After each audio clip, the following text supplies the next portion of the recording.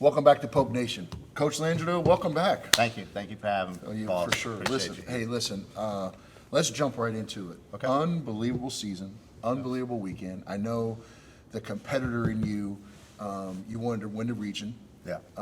Last year, that was a talk when you and I sat down as soon as the year was over. What are we going to do to win and move forward? We made a huge step.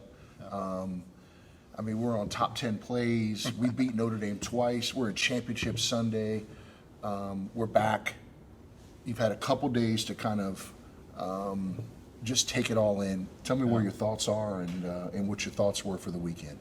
Yeah, while you're going through it, your mindset's just trying to prepare for the next team, how you're going to be successful at the next level. And I always said, once the season's over, you try to reflect. Mm-hmm. And just overall, Heath is just very happy for our players. Like to see the experience they got to get and see.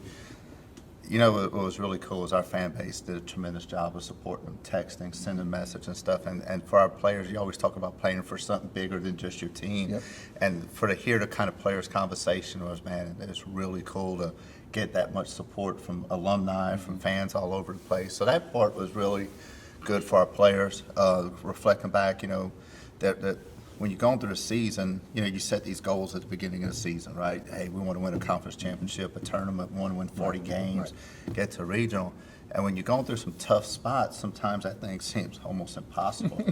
And just to kind of reflect that our kids are tough enough to handle it, and you were there and to see, if the Northwestern game, how are you going to respond? Are you going to be able to get to the finals and give yourself a shot? And I was just proud the way they came out with great energy after being at the park since 10 o'clock in the morning. And they stayed to us, have a ton of tenacity right there to get after. Came out with great energy. And I felt like we outplayed Notre Dame that day. We did. And thought Ashley pitched great. We were able to get some timely hitting and play some good defense. So it's just, you're always excited when your team plays well.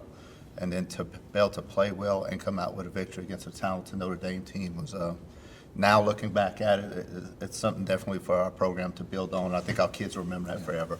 So what was it like, obviously getting to Championship Sunday, it's the first time in program history that we've ever done that. Yeah.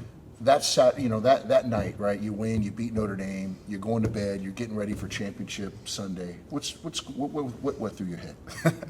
The first thing was, man, we're going to be able to get some sleep. Because by the time we eat and have a team meeting, it's now 1 o'clock in the morning. Right. And then, one thing I said, thank God it's a 3 o'clock game and not a noon game. And it was how can we make some adjustments? Like, what did we do wrong? Is there anything we could do differently from the first time we played them? Right. We knew we were going to see the same pitcher. Could we make some adjustments at the plate? And our mindset, I just had to really make sure our mindset wasn't, hey, we got to the finals. It had to be, hey, we have this team, we have a shot. If we could, it's one game at a time. Is there a way to get to them for one game? Their offense was so darn explosive. We just didn't have enough answers for them. But they were having a really good weekend, and we didn't have our best game against them. Yeah. But what's crazy is it's kind of the same approach all year. You don't really have time to reflect on what's going on until it's over. It's the next thing. Yeah. Let's move on quick. You got to have a short-term memory. That's right. Especially how important was the second Notre Dame game for your program, because it showed the first one wasn't a fluke, that you were obviously the better team of the two? Huge. And I guess at the time I didn't want to look at it that way, but down deep is you want to prove you're relevant. Especially after you just got, the way that Northwestern game turned out so lopsided. You're like, I think for our kids to come back mentally and some pride and integrity of our program and our fan base, but I think it's huge. It's huge to show that, hey, you can't, because anybody can get up from one game and win one game, but say, hey, you know what? It's 2 games. Their game was on the line. They were a senior-led team, a lot of veterans, 20-year-old coach had been there 20 years, a lot of tradition of being a top 25 team, and to be able to do that against that kind of team showed a lot about our kids and the belief. And I think it's great strides. Jim, we talk about cookie jar moments, right? Sometimes you got to go through a really tough spot and you get through it. And when you go through a tough spot again, you kind of refer back to those days. And I think that'll be something that this team and program could always go back. Hey, we've been against a top 25 team in a regional, had our backs against the wall and answered the bell. No question. Is there a path for a mid-major like you to get a second seed? Yes. Do you see that? I do. Yeah, and the reason I say that is because back in 2016, when we played Arizona State, we were a 2 seed. And so we've done it. You know, you play a tough enough schedule and win, but you got to win those games. You know, we play a tough schedule, but you got to win some top 25 games. I do think you could get to be a 2 seed. Does this help? Does beating a Notre Dame twice as a 3 seed help? Yeah, I think ultimately the seeding's done by a committee, which is humans, right? And then we all have impressions and things. I think when you show success in a tournament, when your name comes up, and you have a body of work during that season and a tradition, you have a good opportunity to get the respect. When we come back with Coach, we're going to talk a little bit more about, did he have any pizza while he was there? Did he enjoy my hometown after this on Poke Nation? We're back on Poke Nation with Coach Landreneau. And Coach, one thing I want to ask you about is you got to play in a part of the country that you're not used to. In other words, McNeese has always been Texas, Louisiana when it went to the tournament. Now you get to play a different style of games in a different place and kind of expand your brand. How important was that? It was good. You know, what's crazy is I'm out there at a game, and a guy walks over to me. He lives in Chicago. He said, "Hey, I want to meet you." He said, "I always did something. I always looked around of all the schools that are coming, read your bio, fascinated about McNeese, started getting fascinated about McNeese, and 2 years ago, y'all stormed." So he knew the whole history. Yeah. And he's like, "Hey, just want to let you know, I'm a fan. There's another guy there. He graduated. His kid goes to Northwestern. He comes over." So I think I think there's people there from certainly in Indiana that know who we are now. You know, and I think that's important. That as you're going through your recruiting base and kind of always trying to expand, that you keep growing that fan base and just your brand. And I think it was huge to be able to get in a different part of country. We hadn't played a whole lot of Big Ten in the past or ACC, so it gives us some opportunity to be noticed within their conferences. And what about the fact that you get to get on a plane? It feels like you're at a regional. It doesn't feel like it's just a game that you've already played.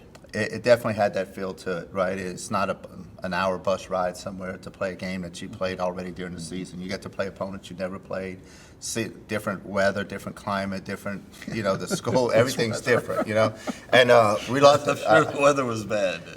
I don't know how anyone lives. I don't know how anyone lives there. I tell you what, if May is 40-something degrees, I hate to see what January and February. Yeah, you would. Yes, you would. It's 40 degrees the other side of zero sometimes. Oh, man. It's a little rough. That was different. Coach, so let's talk about this. Obviously, this program is truly trending in the direction that you want it. Yes, we get to championship Sunday. We sweep Notre Dame, beat them twice. Like you said, the committee now going into the future really understands how good this program is. We took another step. What do we have to do? What does the program need from a recruiting standpoint, from a training standpoint, to take the next step moving forward and actually not only get to Championship Sunday, but win Championship Sunday? Yeah, that's a great question, I think, and that's what we do as a staff is evaluating our needs of our programs and where can we get better. What are some areas, I thought we made great strides this year in doing some simple things of being a little bit better with the mental side of the game and preparing our kids for those moments. I think we've added some stuff for us, the athletic side with mobility and spending a lot of time and making sure athletes move better and stay healthier. And it showed at the end of the season where we're moving better and faster at the end, witness fatigue. So I think that's some things that we could do there. Recruiting wise, you just you want to get depth in positions. Yeah. And I think that's where it is. Obviously I feel we rolled out a very young pitching staff compared to the pitching staffs we faced. No question. And I think across the board we had young people on the field compared to the people. So I think us getting there and that experience, and we got to maintain it now. So every class that comes in understands what it's like to be in those moments. Right. And until you're in that moment, you can't prepare for it. Until the crowd's a little louder, the ball's everything's a little faster. So I definitely think we're in the right direction. Recruiting-wise, we got to evaluate our needs every year. And because I think the biggest thing is, I think we're in a position to where you can evaluate what you need coming into the next year, and you're not trying to overhaul all the time. And I think that's where you really get to now build some depth. Well, I think too, I've said, I've coached for 26 years, is it comes down to three things, right? It comes down to the culture, Yeah. and that's the leadership, starts with the top. And then it's talent, and then it's coaching, right? And to be elite, you have to be elite culture, you have to have really good talent, and you have to obviously know the sport and how to teach it and coach it and make the adjustments. And I say it all the time, this program has all three, and I'm not just saying that because you're sitting here, because I've said it before. It's CTC, and you have it. And that's the neat thing about this program, Jim, is that, you know, it just keeps moving forward, you know, and it's just another step and another step and another step. And I'm excited. I mean, we host the tournament here the next 4 years. The program's getting better and better. I'm excited where we can be in not only next year, but the next couple of years with Coach Landreneau here. Well, what I want to see is how this affects kids in the portal that want to come here now. For sure. Because they've seen you now. Yeah. You've been exposed to, and they've been exposed to you. Yeah. And I also want to see what the triple play, how you design that triple play. That's what I want to see. You know, we practice that 3 times a week now. But hey, you have to have some misfortune on the other end for them. You know, I'm just glad to be on this side of it. I promise you that, because that was such a big momentum changer, right? Yeah. Triple played, and Ramirez comes up and hits the home run, and kind of just changed that whole game right there. That's exciting.